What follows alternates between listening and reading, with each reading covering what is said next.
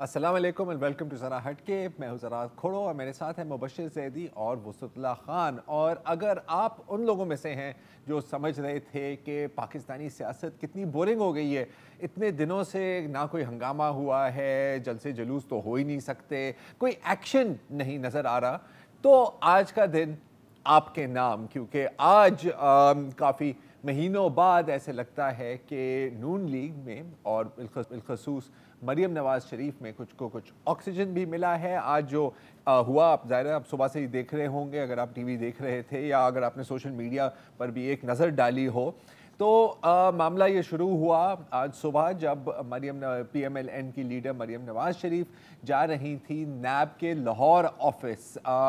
पहला वीडियो वहाँ का मरीम नवाज शरीफ ने खुद ट्वीट किया, जिसमें आप देख सकते हैं कि पुलिस कुछ पत्थर उठाकर वापस फेंक रही हैं नून लीग के कारकुनान की तरफ। हुआ कुछ ऐसे कि जब वो जा रही थी वहाँ, तो उनके साथ ज़ाहिर काफ़िले में जा रही थी और बहुत सारे नून लीग के कारकुनान पैदल भी उनके साथ आ रहे थे। वहाँ पर फिर झड़पें शुरू हुई। वीडियो में आप ये भी देख सकते हैं कि कुछ लोग जो बज़ाहिर नून लीग के ही वर्कर्स हैं वो भी पत्थर फेंक रहे हैं। फिर जवाब में पुलिस ने भी पत्थर फेंकी और पुलिस की जो तमाम जो बाकी SOPs हैं, लाठीचार्ज और आंसू गैस वगैरह, उन पर भी पूरी तौर पर अमल हुआ। जाहिर है कि सिर्फ यहाँ पर लड़ाई नहीं हुई थी, उसके बाद फिर एक वीडियोज़ की जंग शुरू हो गई। जैसे मैंने आपको अभी बताया था, मरीम नवाज शरीफ ने कुछ वीडियोस पोस्ट किए और ये भी दिखाया कि जी मेरी गाड़ी की विंड स्क्रीन भी क्रैक्ड है। उसके बाद फिर हुकूमत के कुछ लीडर्स की तरफ से, जैसे डॉक्टर शहबाज गिल ने भी एक वीडियो पोस्ट किया जिसमें मुबैना तौर पर यह बताया जा रहा था कि ये एक नून लीग की गाड़ी है, उसके अंदर कारकुन पत्थर रख रहे हैं। ज़ाहिर है कि हमें नहीं पता कि इसकी कितनी वैलिडिटी है, लेकिन फिर इस तरह की कुछ और तस्वीरें और वीडियोस मुख्तलिफ मीडिया चैनल्स पर ही चले। इसके साथ साथ ज़ाहिर है कि ट्विटर में मुख्तलिफ पार्टी के सपोर्टर्स भी फिर एक दूसरे के ऊपर चढ़ने लग गए, हैशटैग्स की जंग भी चली और फिर बिल आखिर ये आकर एक war of the press conferences में आके ख़त्म हुई। अब तक के लिए अभी ज़ाहिर है कि ये मामला आगे भी चलेगा। तो पहले तो मरीम नवाज शरीफ की प्रेस कॉन्फ्रेंस हुई और उसमें जो बातें की गई उससे मुझे इतनी शायद मैं इतना हैरान नहीं हुआ। मैं हैरान ज़्यादा इस बात पर हूँ कि ये press conference actually on air भी हुई है, क्योंकि आपको पता है कि माजी में कुछ इश्यूज़ हुए थे जब मरीम नवाज शरीफ का कोई क्लिप या कोई फुटेज या प्रेस कॉन्फ्रेंस, तो बहुत बड़ी बात है, जब स्क्रीन पर चलता था तो कुछ मसले मसाइल होते थे, लोग काफ़ी कंप्लेन करते थे। शायद इसकी ये वजह है कि चलने की शायद ये वजह है, और मैं बिल्कुल अब थोड़ी सी हल्की सी कंस्पिरेसी थियरी की तरफ आ रहा हूँ कि इस पर फोकस वज़ीर आज़म इमरान खान पर था, फोकस नैब पर था, कोई हवाई या खलाई फायरिंग इसमें शामिल नहीं की मरीम नवाज शरीफ ने। ज़ाहिर है नैब पर तनकीद की, इमरान खान पर तनकीद की, और फिर जब सवाल और जवाब का सिलसिला शुरू हुआ तो जो हमारे जो रिवायती सवाल हैं हम सहाफ़ियों के 3-4 ही होते हैं, तो वो हमने सब जो हमारे भाई थे वहाँ पर उन्होंने दोहराया कि जी आप क्या हुआ, नून लीग का बयानिया थोड़ा सा मध्यम हुआ है, इसके बारे में बताएं, आप इतनी देर खामोश क्यों थी और अब क्या हो रहा है। तो जवाब भी सुन लीजिए। बयानिया मध्यम हो गया, मैंने तो सुना था 2 बयानी है हमारी पार्टी के, आप तो कह रहे मध्यम हो गया। बात यह है कि पार्टी मेरे साथ बैठी है, मेरे सीनियर्स मेरे साथ बैठे हैं, पार्टी का एक ही बयानी है जो नवाज शरीफ का बयानी है और जो वोट को इज्जत दो का बयानी है। मैंने मियां साहब के साथ जाना चाहा, मैं ही ख्याल रखती थी उनका, मैं ही उनकी तीमारदारी करती थी, उनकी दवाइयाँ इंजेक्शन सब मेरे पास होते थे। मुझे एक सोचे समझे मंसूबे की तहत मियां साहब के साथ नहीं जानी थी, तो मैं इस नतीजे पे पहुंची हूँ कि मुझे इधर एज हॉस्टेज रखा हुआ था कि अगर मैं कोई बात करूं तो वहाँ पर वो मियां साहब को नुकसान पहुंचाने की कोशिश करें। मैं अपना कुछ ऐसा करके मैं उनके इलाज में कोई खलल नहीं चाहती थी, क्योंकि वो सिर्फ मेरे वालिद नहीं हैं, वो इस कौम का सरमाया है। मेरे लिए बोलना आसान है, खामोश रहना मुश्किल है। कभी हमने बोल के उनको एक्सपोज किया और कभी खामोश रह के हमने उनको ज़्यादा एक्सपोज किया। जी, और जाहिर है कि जैसे पहले भी कहा था, इसके साथ साथ नैब को बहुत तनकीद का निशाना बनाया गया कि भाई आपने मुझे बुलाया क्यों अगर आप मेरी बात नहीं सुनना चाहती। ज़ाहिर है नैब का एक अपना मौक़िफ़ है और वो कह रहे हैं कि जी ये भी एक प्लान मंसूबा था हेयरिंग को डिस्टर्ब करने का, कुछ पर्चे भी कटे जा रहे हैं। लेकिन इससे पहले इनके बोलने पर के बारे में आप दोनों क्या बोल रहे हैं, मुबशिर और वुसत, क्या ख्याल है आपका? ज़रा देखें, जिस तरह से सारा कुछ हुआ है तो जैसे आपने भी कहा कि उनको तकरीबन ये 2020 की पहली प्रेस कॉन्फ्रेंस थी मरियम नवाज़ की और गुज़िश्ता नवंबर से उन पर गैर एलानिया पाबंदी लगी हुई थी। एक दो एंकर्स ने जुर्रत की थी उनका इंटरव्यू करने की, जिस पे जो है उनको हटा दिया गया था। वो चैनल्स पे नहीं चल सके थे, मगर नदीम मलिक साहब ने, आपको याद होगा, यूट्यूब पे इनका इंटरव्यू चला दिया था। मगर उसके बाद से खामोशी थी और लोगों का ख्याल था कि शायद कोई डील हो गई है और खामोश रहने का। आज मरियम ने कहा कि वो हम इसलिए खामोश थे ताकि अब हुकूमत हमें इल्ज़ाम ना दे कि हमने उनको काम करने नहीं दिया। बहरहाल ये तो हमें आपको और लोगों को समझाने वाली बातें हैं। जो कुछ नैब में आज हुआ है सरप्राइजिंग तो नहीं था, क्योंकि लोगों ने आना था और नून लीग क्या तशहीर करती, नैब ने ही तशहीर करनी शुरू कर दी थी एक हफ्ते पहले से कि जनाब हमने मरियम नवाज़ को बुला लिया है। केस यह है कि उनके दादा ने उनके नाम को ज़मीन की थी, तो नैब ने ये उनसे पूछना था कि ये आपने ज़मीन इतनी सस्ती क्यों थी उस वक्त जब ये आपको ट्रांसफ़र की गई, तो उस पर उन्होंने जवाब देना था। अब ये चीज़ जो है सवालों जवाब के थ्रू भी हो सकती है, जैसे क्वेश्चन आए भिजवाए जाते हैं और अब यही होगा कि नैब दोबारा नहीं बुलाएगा, क्योंकि जैसे कोरोना दोबारा नहीं होता तो उस तरह मेरे ख्याल में नैब भी थोड़ा सा मोहतात होगा और वो क्वेश्चन आए भेज देगा। नैब जो है नैब ने जो प्रेस रिलीज की है वो भी बड़ी जज्बाती है कि नैब के 20 साला दौर में पहली मर्तबा एक आईनी और कौमी इदारे के साथ इस नौइयत का बुरा बर्ताव रखा गया, जिसमें उनकी इमारत पर पथराव किया गया, शीशे तोड़े गए और नैब के अमले को भी जख्मी किया गया। वो नैब का अमला कहाँ जख्मी हुआ किसी को नहीं पता। नैब के शीशे भी कह रहे हैं जो वहाँ रिपोर्टर्स हैं कि उन्हें नहीं पता कि नैब के शीशे टूटे हैं या नहीं टूटे हैं। बहरहाल पर्चों की जो वीडियोस की जंग थी, प्रेस कॉन्फ्रेंसेस की जंग थी, अब वो पर्चों की जंग में बदल गई।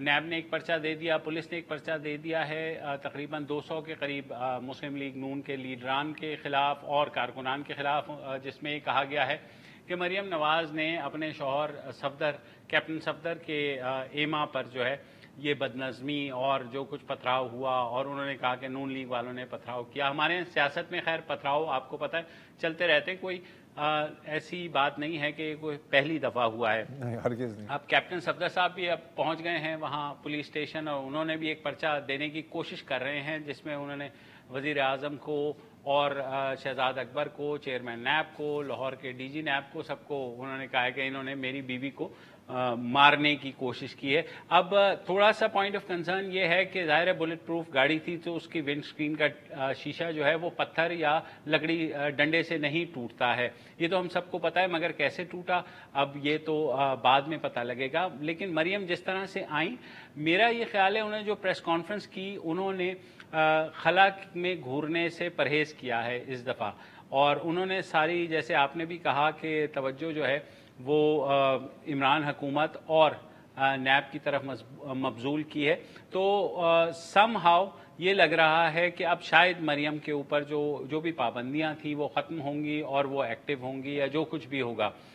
मगर आपको पता है कि हमारी पुलिस जो है या हमारी नैब है वो खुद ही ऐसा ड्रामा क्रिएट कर देती है कि जो दूसरा फरीक है वो इस टाल में तो आता ही है। हमने पीपल्स पार्टी के माजी में ऐसी सीन्स देखे हैं, हमने नवाज शरीफ की एहतसाब अदालत आमद पर ऐसे सीन्स देखे हैं। तो ये जो सारा कुछ हुआ है आज देखना यह है कि क्या नून लीग ये टेम्पो बरकरार रख पाएगी। अगर वो खला में घूरने से परहेज़ करे, खलाई मखलूक को ढूंढने के बजाय अगर वो अपनी तनकीद का रुख हुकूमत और नैब की तरफ रखे तो शायद उनको इजाज़त मिल जाए। क्यों वसा साहब? पिछले 20 साल में नैब वाहिद आईनी इदारा है कोर्ट अनकोर्ट के जो सबसे ज़्यादा मुतनाज़ रहा है। मसलन फौज पे भी तनकीद होती है लेकिन कुछ लोगों पे अदलिया में भी तनकीद होती रही है इस मुल्क में, लेकिन कुछ जजों पे पूरे इंस्टीट्यूशन को कभी निशाना नहीं बनाया गया। लेकिन नैब वाहिद माशाल्लाह आईनी इदारा है जो टोटल परवेज मुशर्रफ के दौर में से लेके और आज तक मुस्तकिल एक स्टिकर चिपका हुआ है कि ये सियासी इंतकाम का इदारा है, और इस पे अब सुप्रीम कोर्ट से लेके नीचे तक लोग मुत्तफिक होते जा रहे हैं और नैब इस स्टिकर से जान नहीं छुड़ा पा रहा है। तो एक लेजिटिमेसी का भी प्रॉब्लम है जिसकी वजह से लोग कहते हैं कि पता नहीं क्या, ये बहुत बड़ा प्रॉब्लम है और अपना वो केस हेल्प भी नहीं करते, क्योंकि जैसे आपने अभी किया ना कि FIR में ये लिखा हुआ है कि भाई वो जाती उमरा से भर के लाए थे। ये बिल्कुल वर्ड टू वर्ड वही बातें हैं जो ताजा बशारत साहब ने अपनी जवाबी प्रेस कॉन्फ्रेंस में की थी। हालांकि बार बार यही कहा जाता है कि जी हमारी और कोई ब्रांच नहीं है। एक वक्फा ले लें।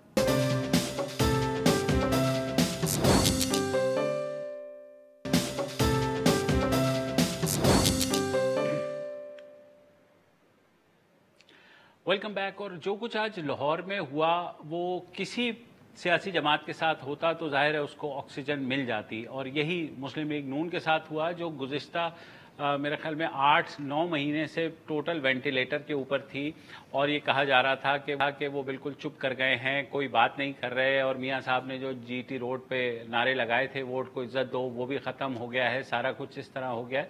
मगर इस सारी सूरत हाल में ज़रा जिस तरह से ये प्ले हुआ है, तो कुछ लोग ये भी कह रहे हैं कि शायद कोरियोग्राफ्ड है, कि ऐसा नैब का एक बिल्कुल एक इररिलेवेंट केस में बुलाना। तो क्या नैब ने खुद दावत दी नून लीग को कि जनाब आइए और आपने जो ऑक्सीजन है वो आप फुल कीजिए और जो कुछ करना है कीजिए, या आपको कुछ और भी इसमें नज़र आता है? मगर मैं इसको सर से पैर तक देखूं तो काफ़ी चीज़ें नज़र आती हैं। पता नहीं कि वो वाकई मुझे नज़र आ रही हैं या मैंने अपनी एन के उठा रही हैं। चीज़ें धुंधली हो जाती हैं अक्सर पाकिस्तान में, आपको पता है। और कभी कभी तो आपको नज़रें मतलब चुरानी भी पड़ती हैं कि यार जो आपके सामने हो रहा है उसको ना देखो और उस पर ना जिक्र करो। देखिए ये बिल्कुल सब कुछ महज़ एक इत्तेफाक भी हो सकता है, जैसे आपने पहले भी जिक्र किया, और ये बात दुरुस्त है कि ये कोई नई बात नहीं है यार। मतलब इस तरह के मतलब पत्थरबाजी भी चल रही होती है, झड़पें भी चल रही होती हैं, अक्सर हमने इस तरह का सीन देखा है। लेकिन ये जो सीन हुआ कि मरीम नवाज शरीफ ने एक पूरी प्रेस कॉन्फ्रेंस की और वो प्रेस कॉन्फ्रेंस तकरीबन हर चैनल पर नशर हुई और खामोशी में, ये थोड़ा सा मुझे अजीब तो ज़रूर लग रहा है। और ये मुझे बिल्कुल अजीब ना लगता अगर हस्बे मामूल ऐसा होता रहता। लेकिन अगेन जैसे आपने पहले सेगमेंट में बताया, और ये कोई ढकी छुपी बातें नहीं है, सबके सामने ही हुआ है कि एक डी फैक्टो पाबंदी थी। आप इनके बारे में बात ना ही करें तो बेहतर है। प्रेस कॉन्फ्रेंस तो चला ही नहीं सकते, किस तरह पागल हो गए हो। तो ये जो चीज़ है इसके होने से पता नहीं मुझे भी ना, हालांकि आपको पता है कि मैं कंस्पिरेसी थ्योरीज में ज़्यादा नहीं जाता, कोशिश करता हूँ, लेकिन मेरे अंदर का भी जो कंस्पिरेसी थ्योरिस्ट है वो थोड़ा सा जाग रहा है। वो कह रहा है मेरा भी दिल है, मेरे भी बात करने का दिल चाहता है कभी कभी। और ये सब इंटरेस्टिंग इसलिए भी है क्योंकि अगर आप इसके साथ कॉन्ट्रास्ट करें जो शहबाज शरीफ का एक बज़ाहिर जो कहता जाता है कंसिलिएटरी मफाहमती जो मौक़िफ़ था, जब वो बिलावल भुट्टो ज़रदारी के साथ खड़े थे और सबने मास्क पहने हुए थे, सारे कोरोना है, तो बिलावल ने कहा कि जी हम एक मुहिम चलाएंगे और शहबाज शरीफ इसको लीड करेंगे। एक सेकंड में मतलब छलांग मारते हैं शहबाज साहब और कहते हैं कि नहीं, मैंने कहा कि नौजवानों के मैं सपोर्ट कर रहा हूँ। तो ये तो क्लियर है कि उनके अंदर नहीं, और याद है मुझे, अब काश मेरे पास वो क्लिप होती, बड़ी मज़ेदार थी। तो ये तो क्लियर था कि उनकी क्या फ़िलॉसफी है। आज आपने देखा, और अगेन हो सकता है कि वहाँ पे पहुँच नहीं सके, शहबाज शरीफ वहाँ पर इंक्लूडेड नहीं थे। तो अब या तो ये एक डबल स्ट्रैटेजी चल रही है which is also not a bad strategy, या तो फिर एक्चुअली कहीं से एक सिग्नल मिला है कि चलें जी थोड़ा सा आप भी एंट्री मार दें फील्ड में, ताकि जो इक़्तिदार में हैं वो बहुत ज़्यादा कंफर्टेबली ना बैठ सके। अगेन मैं बार बार कह रहा हूँ कि ये मेरी पर्सनल कंस्पिरेसी थ्योरी है, हो सकता है कि ये सब गलत हो। क्या ख्याल है वसत? नहीं, हाँ ये वाकई कंस्पिरेसी थ्योरी लग रही है मुझे। मैं बार बार कह रहा हूँ यार, बार बार कह रहा हूँ। हाँ। तो मैं एंडोर्स कर रहा हूँ आपकी बात को कि आज के हिसाब से तो आप बिल्कुल सही कह रहे हैं, आप और मुबशिर, लेकिन मैं इंतजार कर रहा हूं कि कल का सूरज जब तुलू होगा और फिर अगले हफ्ते क्या होता है, ये मोमेंटम है या सिर्फ ये वन ऑफ किस्म का इंसिडेंट है। जब तक मैं ये इत्मीनान ना कर लूं, मैं कोई बहुत ज़्यादा इस पे कमेंट नहीं कर सकता। रही बात इमरान खान के लिए मुश्किलात पैदा करने की कि इन्हें तो अपोजिशन की एक पार्टी को फर्ज करें इस्टेब्लिशमेंट ने हुश कर दिया कि यार आप भी थोड़े से जो है बहुत अरसे से लेटे में आराम कर लिया, अब आप थोड़ी अंगड़ाइयाँ ले लें और थोड़ी सी हल्की फुल्की वर्जिश कर लें ताकि हुकूमत जो है उसके लिए कोई मुश्किल पैदा हो। अल्हम्दुलिल्लाह इमरान खान की हुकूमत और किसी चीज़ में खुद कफील हो ना हो, सेल्फ इन्फ्लिक्टेड मसाइल में और मुश्किलात में खुद कफील है। वो ना भी हो तो अपने लिए इन्वेंट करने के मास्टर हैं और उनका उस सिलसिले में कोई कंपटीशन नहीं हो सकता। तो ये मुझे ये नहीं लग रहा कि मजीद कोई इजाफी मुश्किल जो है क्या पैदा की जाएगी ज़्यादा से ज़्यादा इमरान खान की हुकूमत के लिए। दूसरी बात ये है कि एक होता है प्लॉट फिल्म का, अनफॉर्चुनेटली जो मुस्लिम लीग नून के जो फिल्मी राइटर हैं वो भी कमज़ोर हैं और जो इमरान खान की हुकूमत के और पंजाब हुकूमत के राइटर हैं वो तो बहुत ही कमज़ोर हैं। मसलन पत्थर अगर मैं ये मान लूं कि जी ये जाती उम्रा से भर के गाड़ियों में लाए गए, तो सिर्फ एक ही वजह हो सकती है 20-25 किलोमीटर दूर से पत्थर भर के अपनी गाड़ियों में लाने की कि चूंकि कोई कोविड-19 का ज़माना है, लिहाजा सारे पत्थर सैनिटाइज्ड होने चाहिए ताकि वायरस जो है वो कारकुनों को ना लगे। वरना तो इसका सीधा सीधा तरीका ये था कि जो कारकुन वहाँ जमा हो रहे थे नैब के दफ्तर के बाहर, उनको मैसेज चला जाता कि भाइयों अपने साथ जो है जेबों में पत्थर रख के भी ले आना। दूसरी बात ये है कि ये जो पत्थर, ये बात भी समझ में नहीं आ रही कि पत्थर बकौल नवाज लीग के पुलिस ने मारे। हाँ, मैं कहूँगा कि जब उनके पास लाठियां होती हैं, जब उनके पास टीयर गैसिंग होती है तो जाहिर पत्थर नहीं मारते, लेकिन जो पत्थर दूसरी तरफ से आते हैं वो यकीनन पलट के सिपाही दूसरी तरफ मारते हैं। तो हो सकता है कि उनमें से कोई पत्थर जो है वो मरियम की गाड़ी पे लग गया हो। तो ये जो सारी चीजें हैं जिसमें छोटे ड्रामे भी हैं, बड़े भी ड्रामे हैं, मैं चाहूंगा कि एक हफ्ता जो अगला है उसमें क्या ग्राफ बनता है हुकूमत का या मुस्लिम लीग नवाज का या खुद मरियम नवाज का जो पर्सनैलिटी है उसका, फिर मैं आपकी जो कंस्पिरेसी थ्योरी है उसमें आपका साथ दूंगा। मतलब कि ये तो आने वाला वक्त ही बताएगा। और इसी सुनहरी बात पर फल ले लेते हैं।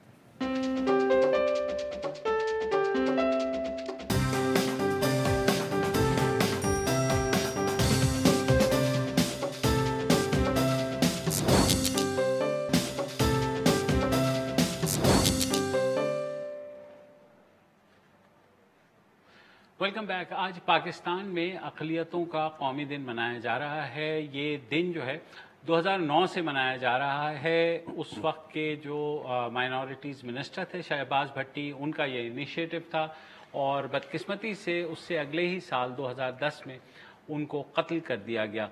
पाकिस्तान में जो माइनॉरिटीज़ के बारे में बात बहुत होती है और बहुत चीज़ें आगे भी बढ़ी हैं। पाकिस्तान ये दिन जो है हमें इसलिए मना रहे हैं कि पाकिस्तान बनने से लेके अब तक माइनॉरिटीज़ का जो कंट्रीब्यूशन रहा है पाकिस्तान बनने में और उसके बाद पाकिस्तान को आगे ले जाने में, बदकिस्मती से हम कहते तो हैं कि हमारे झंडे में एक सफ़ेद रंग है जो माइनॉरिटीज़ की नुमाइंदगी करता है, मगर शायद हमारी सोच में वो सफ़ेद रंग कहीं धुंधला सा गया है।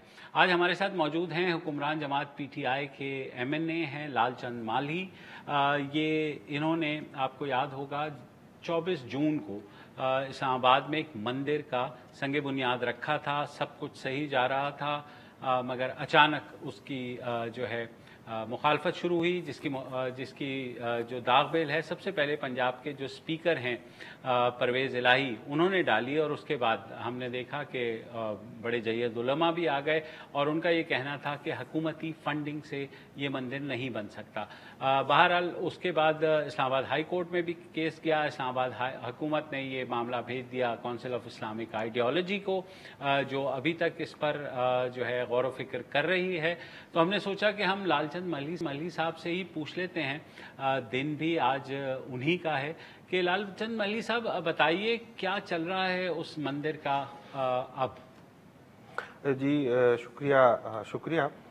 मैं आपकी तौफीक से आज 11 अगस्त के हवाले से भी मुल्क की तमाम अक़लियतों को मुबारकबाद देना चाहूँगा। और आज हिंदू कम्युनिटी का बहुत बड़ा दिन है, लॉर्ड कृष्ण का जन्मदिन है, उस पर हिंदू कम्युनिटी को भी मुबारकबाद। मैं शॉर्ट भी आपको बताना चाहूँगा क्योंकि मामला अभी कोई ज़्यादा वहाँ से आगे नहीं बढ़े जहाँ रुके थे। हुकूमत ने फैसला किया था कि इस्लामिक आइडियोलॉजी को ये केस रेफ़र किया जाए और वो इस पर डिसीजन लें कि वेदर गवर्नमेंट इस पर कोई खर्चा कर सकती है या नहीं कर सकती है।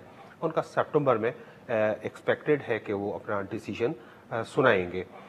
इन द मीन टाइम हमने एक एप्लीकेशन लास्ट 3 मंथ से रिपीटेडली CGA को दी है कि जब तक वो डिसीजन आए टिल देन वो प्लाट, क्योंकि लीगली हिंदू पंचायत को अलाट हुआ है, तो आप काइंडली हमें उसके लिए अलाउ करते हैं तो हम उस पर प्लाट के बाउंड्री वॉल की कंस्ट्रक्शन कर दें, जो हम पहले भी अपने खर्चे से ही कर रहे थे।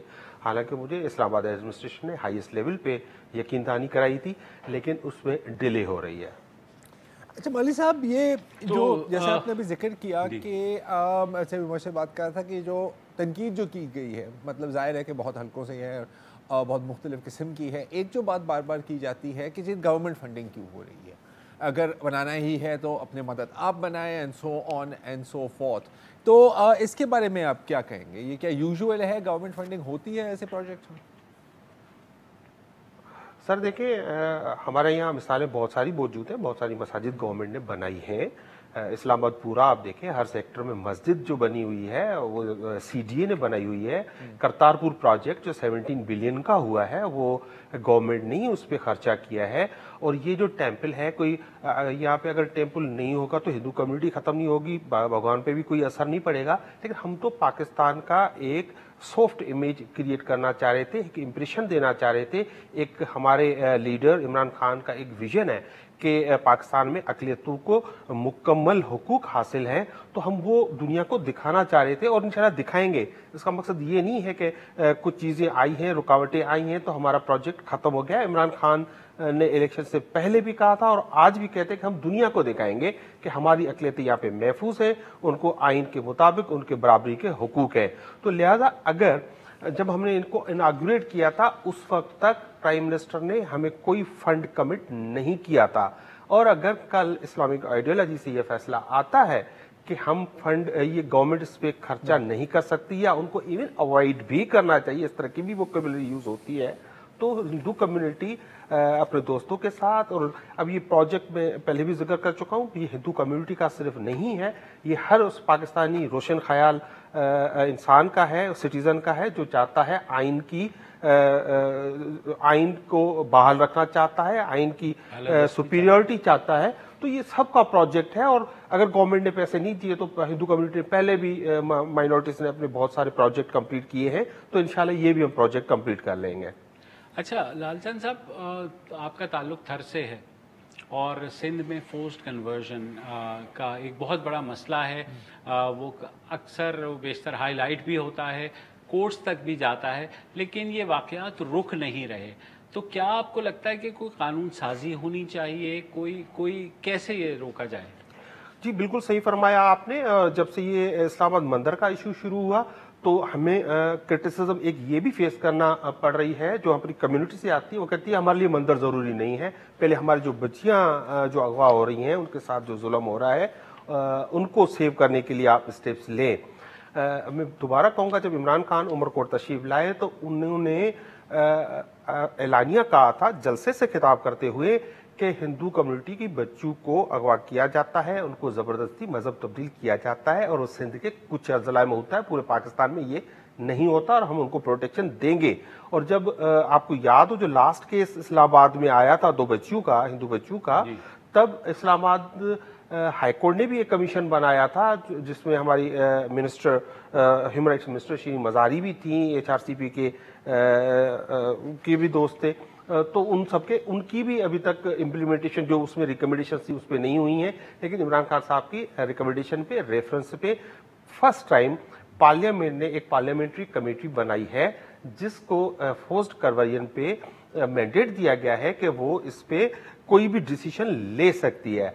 सिर्फ कोविड की वजह से उसमें डिले आया। हमने 10-15 दिन पहले एक मीटिंग की है, 8-10 दिन के बाद फिर एक मीटिंग हो रही है जिसमें इस्लाम की आइडियोलॉजी भी आ रही है और उसमें वो भी ब्रीफ कर रही है। हम उसमें मुतालबा सिर्फ एक कर रहे हैं, हर एडल्ट को अपना मजहब इख्तियार करने का हक है।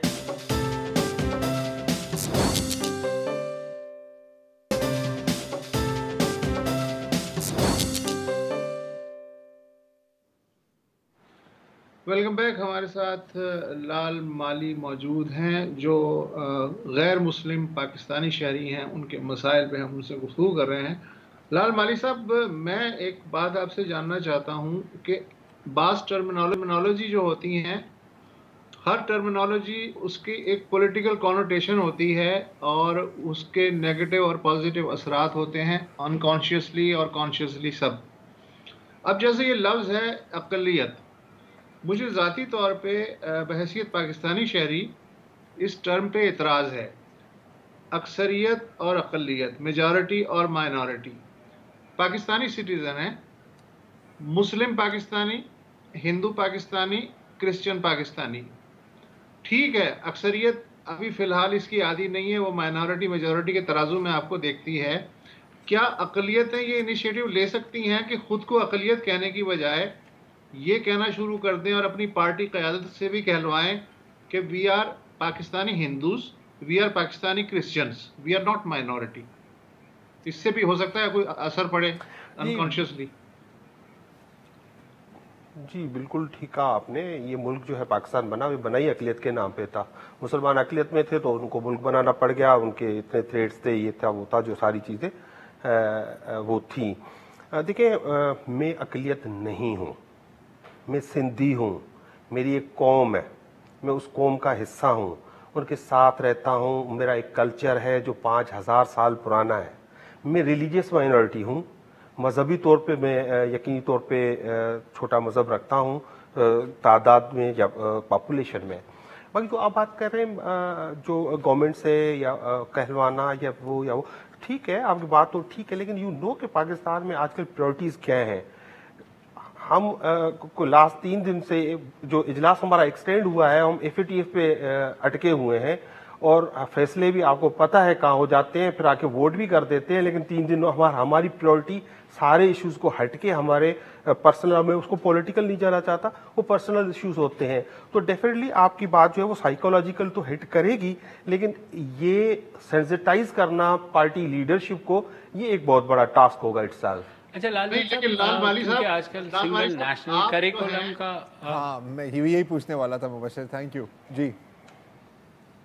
हाँ, तो लाल साहब ये बताइए कि आजकल जी सर कि आप जो हैं लाल माली साहब, कम से कम आज से आप तो खुद को हिंदू पाकिस्तानी कह सकते हैं।